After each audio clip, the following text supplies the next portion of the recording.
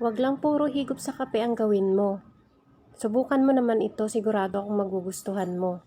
Sa kawali, maglagay tayo dito ng 20 pack ng Coffee Co Blanca, 1 sachet ng clear gulaman, 3 cups ng tubig. Halu-haluin lang natin hanggang sa ma-dissolve ng ating mga ingredients. Maglalagay tayo dito ng 1 cup ng condensed milk, kahit anong brand pwede, at 1 can ng evap milk.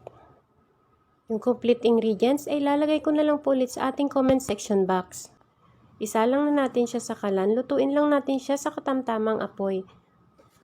Dapat ay continuous lang yung paghalo natin dito. Kapag napansin yung may dumidikit na sa ating sandok at namumuo na siya, ibig sabihin ay pwede na ito. Patayin na natin ang apoy. Then, isalin na natin siya sa malinis na container. At kung umabot kayo sa part na to at nagustuhan nyo ang ating recipe ngayon, pwede pong pakipusuan ang ating video at mag-comment din po kayo sa baba kung taga saan kayo para ma-shoutout ko po kayo sa susunod nating video. Choco stick lang yung ginamit kong pang toppings dito. Depende na po sa inyo kung anong gusto nyong ilagay.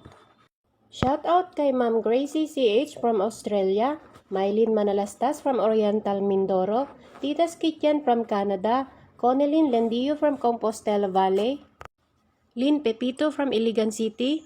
Bye-bye!